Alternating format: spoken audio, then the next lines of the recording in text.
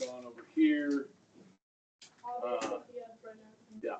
And my other classes, I'm missing some folks too for Cairo, so, or other reasons. So, yeah, the Italian campaign, guys.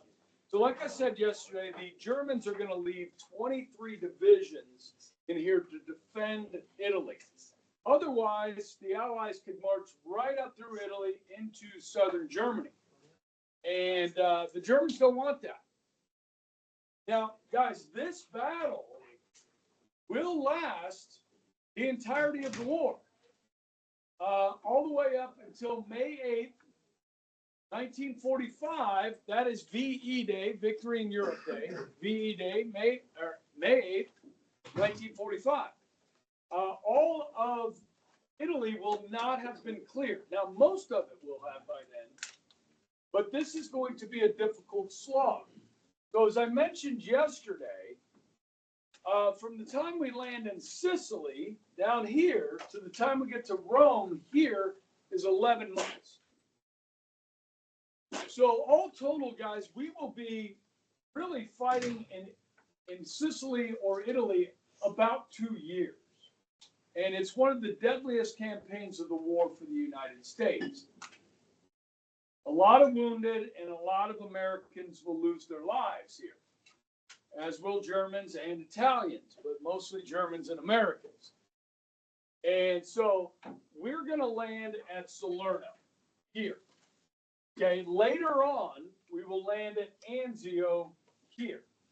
Okay, some of you World War II buffs might have heard of Anzio Annie.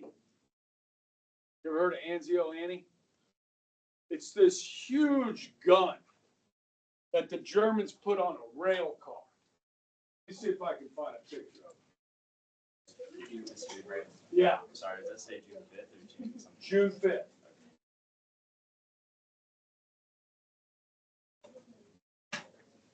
It wasn't a rail car. It's like a real big rail. Oh, you got it?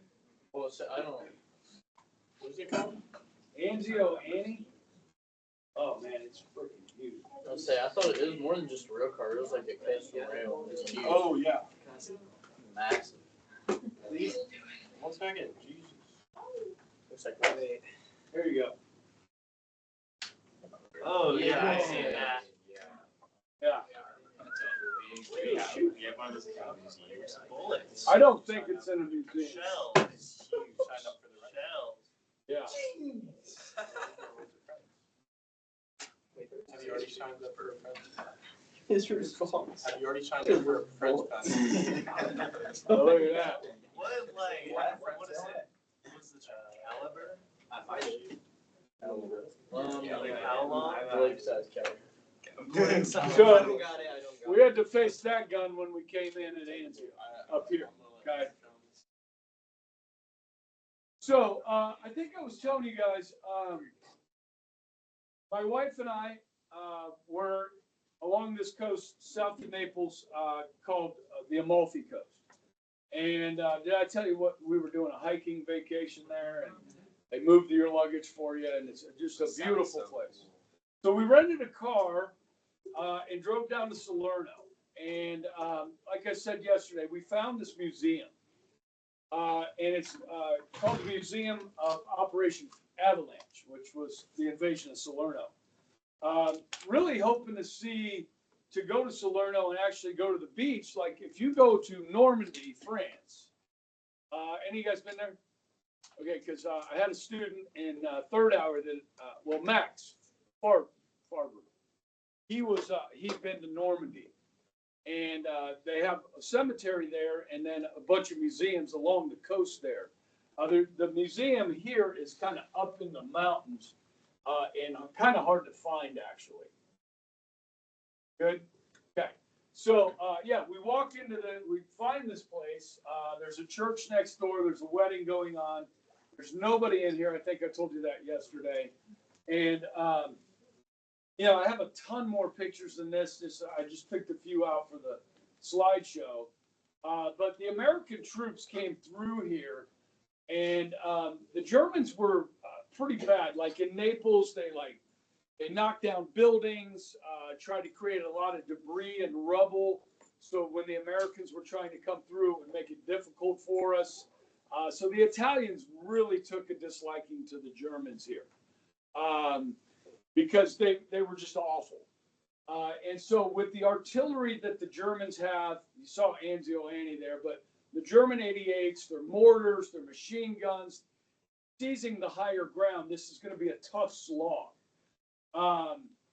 And so, like I said, we're going to have a lot of American casualties. Now, this was the last time I was in Italy 2 years ago. The previous time my wife and I went, been 3 times, been very blessed to be able to do that, guys. And just let me tell you, if you're going to go to Europe, I mean, for the Catholic thing, obviously going to Rome is a big deal. But you can't go wrong really in any part of Italy.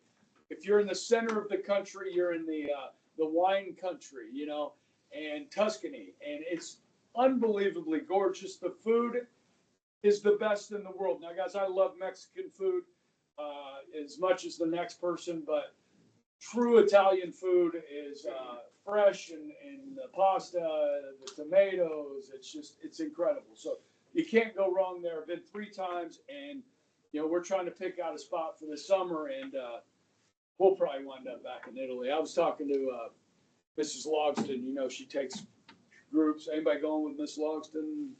Are you? Great.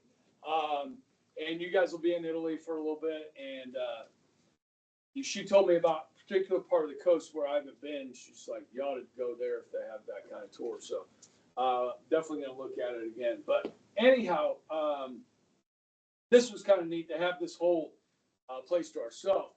But like I said, the previous time took the kids, we went with a tour group, about 25 people, and started in Venice, then Florence, then Rome.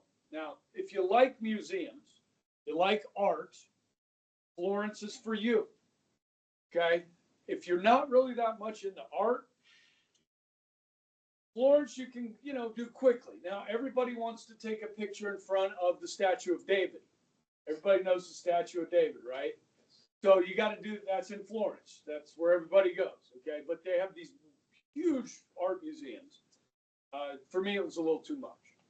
But anyhow, when we were on our trip, our tour guide asked us if there's anything in Italy that you want to see that's not on our agenda.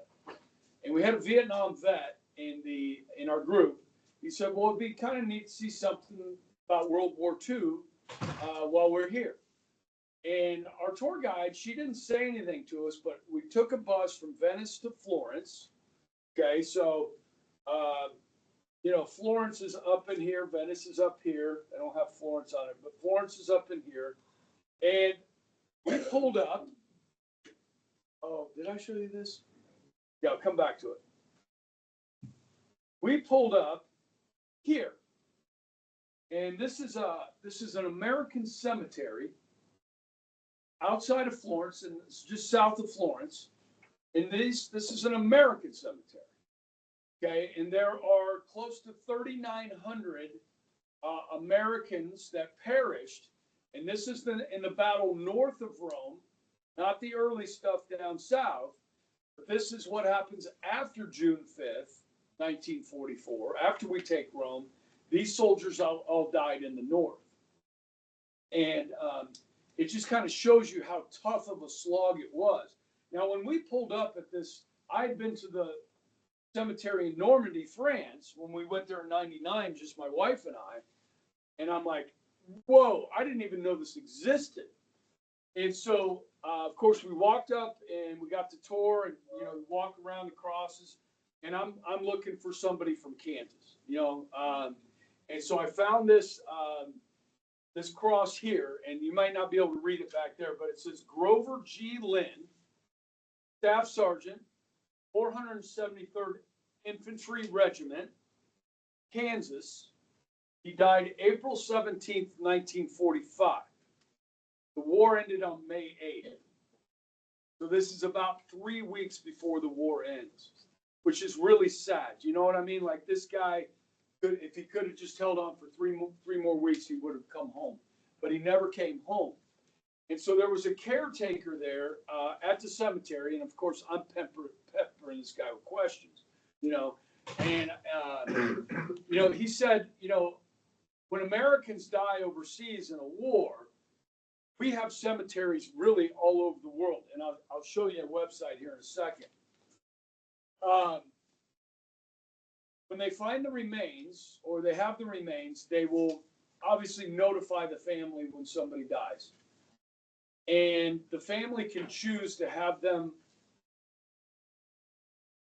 laid to rest where they fell, in country with their comrades, or they can have the remains brought home. He said about 1/3 of U.S. servicemen that died in Europe, about 1/3 were buried where they fell.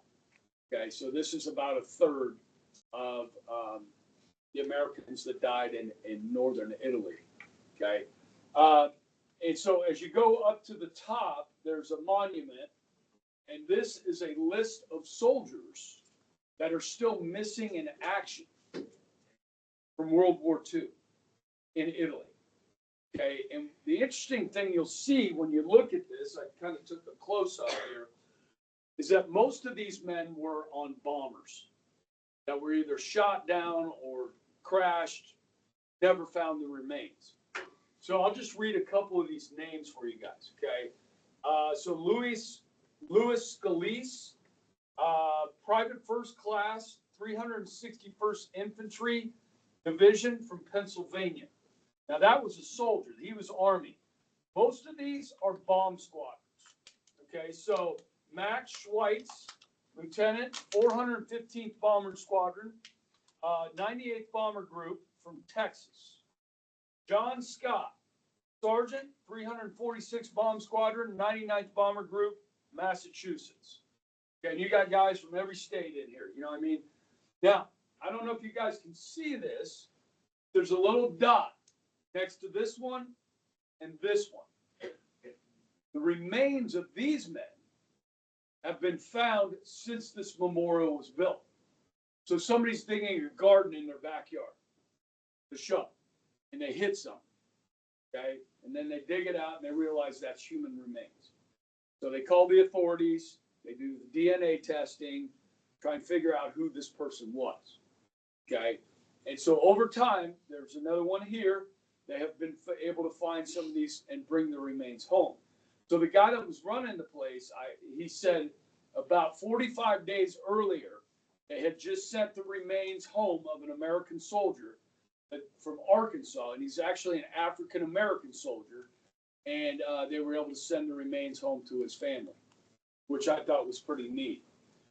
So also at the top of the monument here, this is the campaign in the north, and it makes sense that there was an African-American soldier because this group right here, the Buffalo Soldiers, were most likely African-American soldiers.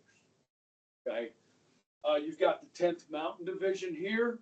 These are paratrooper regiments up here. Okay, so these guys fought in Italy all the way to the end of the war, and it was some really tough stuff.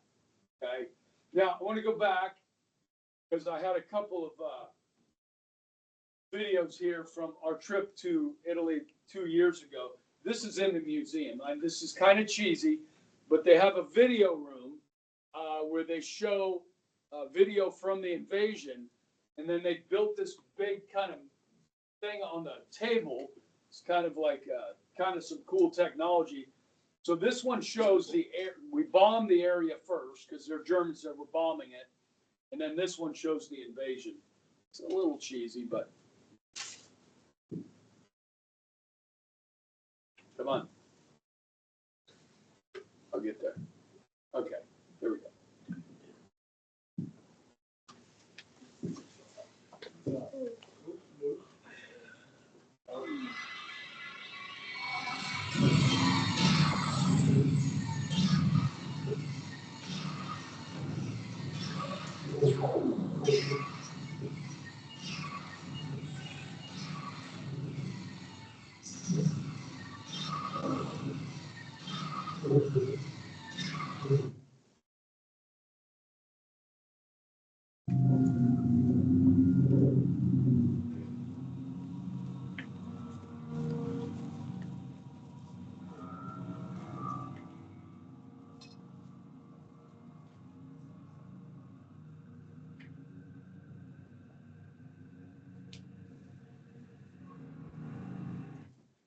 So when we drove down there to this area where the troops landed, there's nothing down there. It's just, it's nothing from World War II. So, but down in that area are these Greek remains in a place called Paestum, which is really close to where our troops landed. And there's a lot of pictures in the museum of guys like hanging around these Greek ruins from thousands of years ago. Okay, so the Greeks had come into Italy and they built these temples. This is to Neptune here, okay, and they had houses, and they still had the remains. Now it's just the ground floor with some walls, half walls. And have you guys heard of Mount Vesuvius, where the volcano went off near Rome and basically created a time capsule? Because the lava just came out of the volcano and just covered everything. Pompeii, right? Pompeii. And so we went to Pompeii on that trip, and with like 60,000 other tourists, you know what I mean? It's like going to Disney World. And it was hot. But anyhow, it was cool because you could see how the Roman houses, and their aqueducts and, the sewage and how they did things back then. It was pretty cool. But then stumbling across these Greek ruins I've never been to Greece, and, you got the Parthenon and stuff like this. This is very similar, Greek architecture, and it's pretty amazing. And they have Greek housing there. And it's supposedly what happened here at Paestum was there was an outbreak of malaria where the Greeks, like a bunch of them died, and they just decided, like, we can't stay here. We're all going to die. So they left. And then the Romans, the people that lived there, the Romans moved in there and took over their houses. And thankfully, they didn't tear this stuff down, which is crazy. It's still standing. So that was a really nice place to go. And now there were not 60,000 people there. There were like 5 other people, this huge area where the Greeks lived for a while. So I threw that in there. It's pretty cool. Okay, so we go to this cemetery, and let me pull up and show you this website.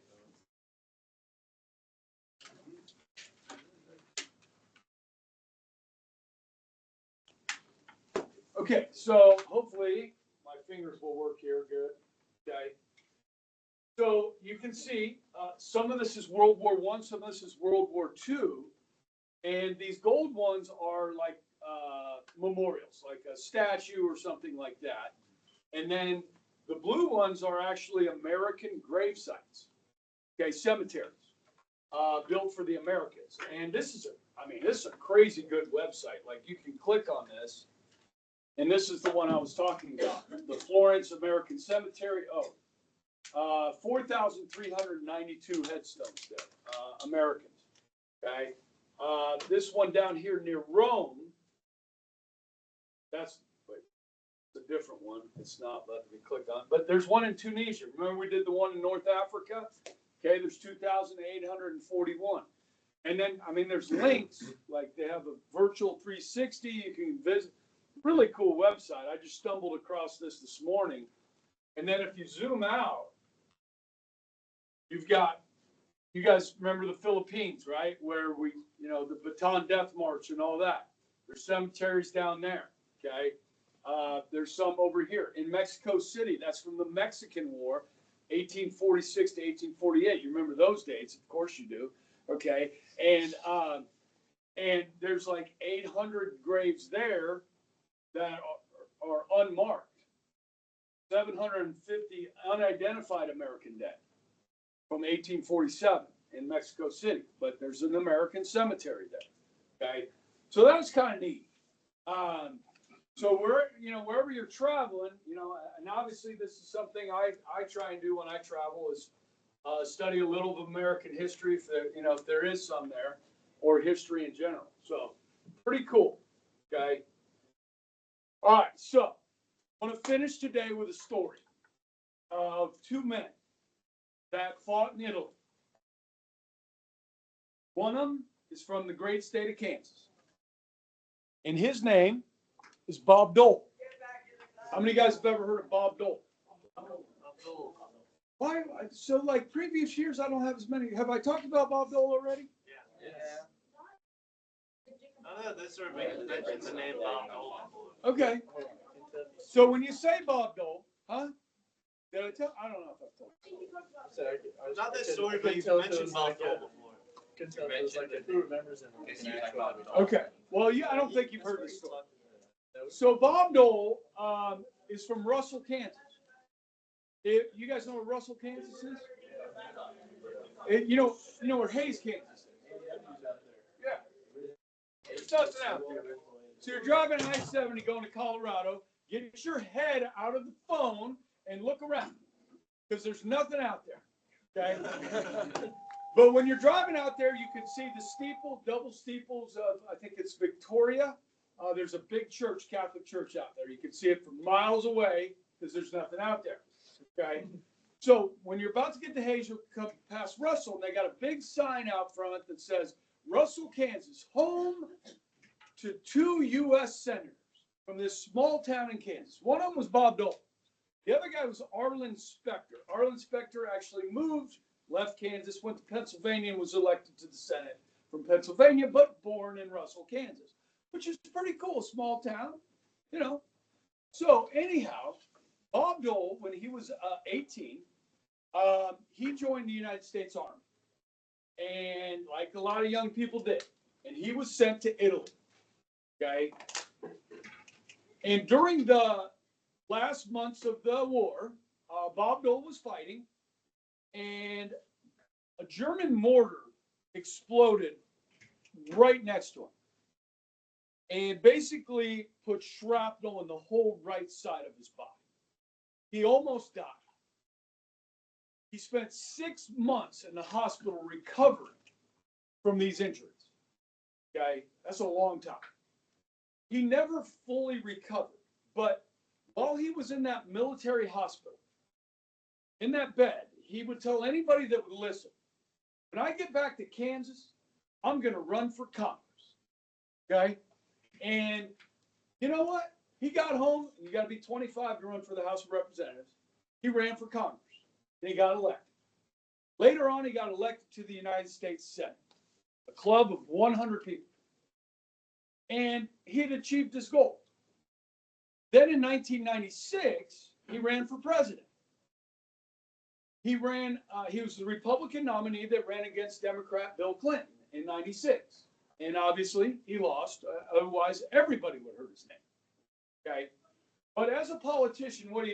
You go out, you campaign, you shake hands, and you kiss babies. What you do? You go out, shake hands, kiss babies. Now, if you notice, I'm holding a pen in my right hand. See, Bob Dole never fully recovered from those wounds in World War II in Italy. And he couldn't open his hand and shake your hand. So he always carried a pen so people wouldn't reach out to shake his hand.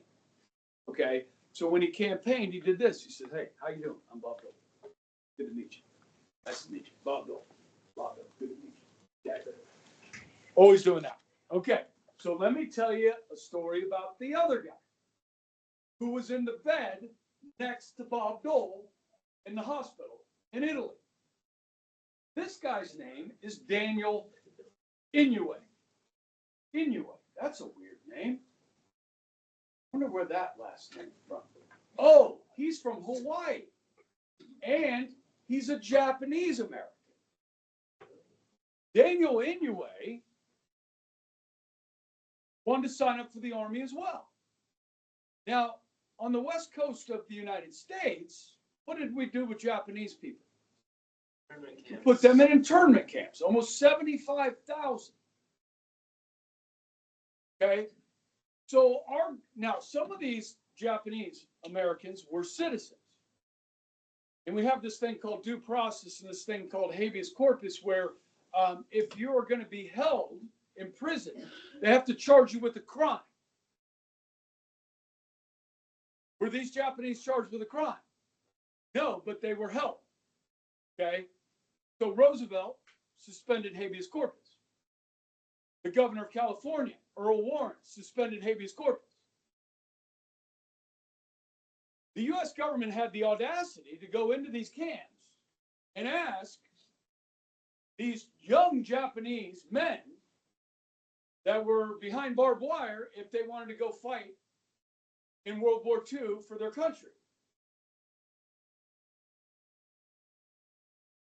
A lot of them raised their hands, said, I'll go fight for America, even though my family's behind barbed wire.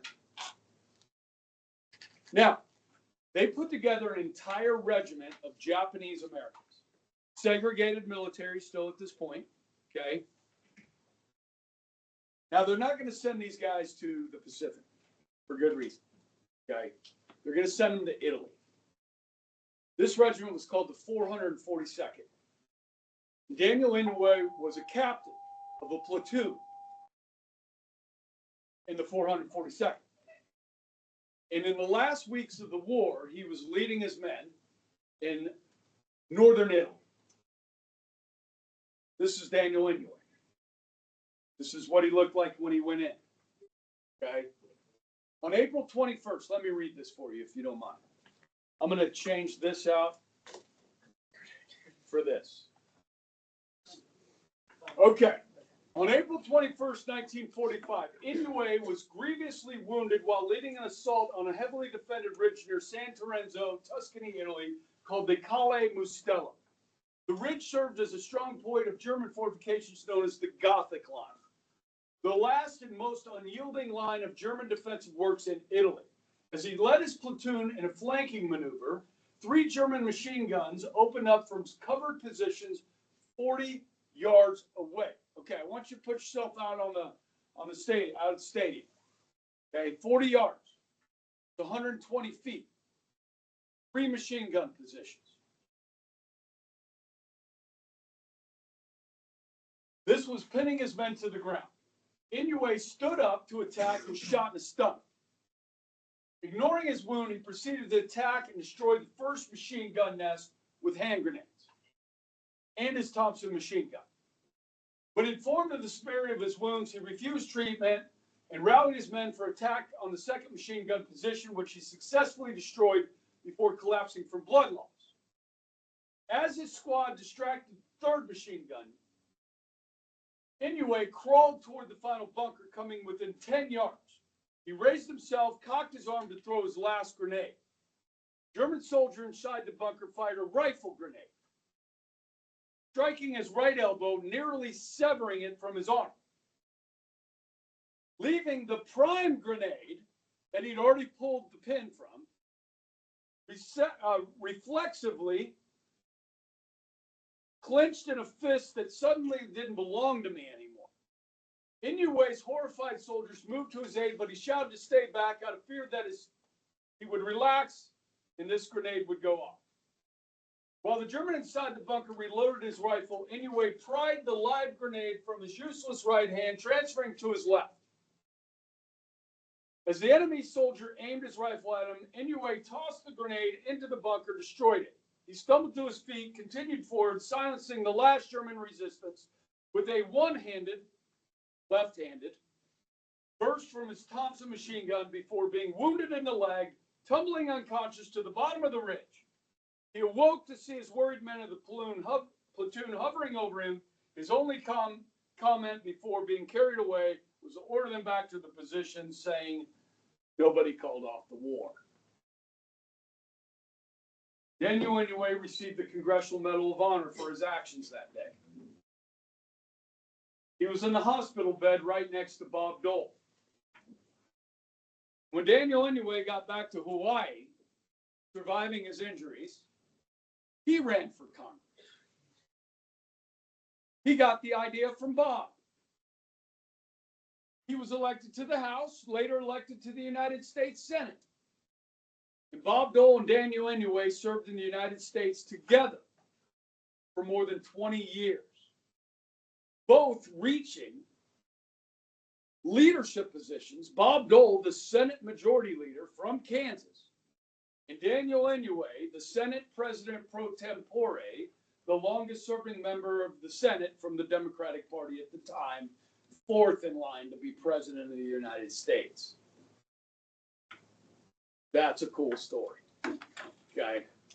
So, both both men have passed on, okay, recently. But a neat story nonetheless. The 442nd Regiment was the most decorated regiment of the war. How do you earn decorations in war? Well, if you get wounded, you get a Purple Heart, right? They handed out a lot of those. Uncommon valor, courage, bravery under fire, going above and beyond the call of duty. So these Japanese Americans were fighting with a chip on their shoulder to prove that, yes, they wanted to fight for their country. That's it right there, my man. Thank you. Yep. Good luck. Okay. So, tomorrow, guys, don't write these down. Tomorrow, we start this, okay? Now, the sub, who I don't know, they may try and fill it with teachers in the building. I gave them a link and a title to YouTube videos. There's 2 of them. We're gonna have short classes, so less than 30 minutes of video. But this is some of the video I would show you anyways over the air war. Okay. I'll go over these notes, but guys, we have never seen an air war like this in history, and we will never see one again. Today we have drones. We have missiles. Okay, we don't have this many planes, nor will we ever have this many planes again. Just to show you guys, this is a snapshot of 1 month out of 1 year.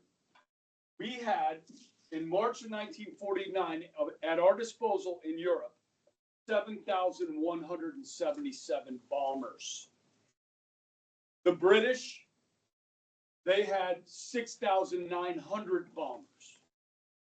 So that's close to over 14,000 bombers that the United States Army Air Corps and the RAF will have to hit Germany. 14,000 bombers. Fighter aircraft, May of 45, the British had 6,200, the United States had 7,700. So guys, we're talking about over 25,000 aircraft. We will never see anything like this again. When you look at the tons of bombs dropped, it's crazy. So this is what a lot of German cities ended up looking like. What goes around comes around. They did this to London. Now it's coming back to them. Okay? So the videos you're going to see are from that World War II in HD. And guys, I'm just going to give you a warning shot across the bow here, no pun intended. The words for this, a lot of it comes from diaries of men that were on these planes, bombing crews. And so some of the language is, and you're dropping bombs and you don't know whether they're going to hit the enemy or civilians. So, these are dumb weapons. Today, we can launch a cruise missile from 1,200 miles away and hit a target the size of this trash can.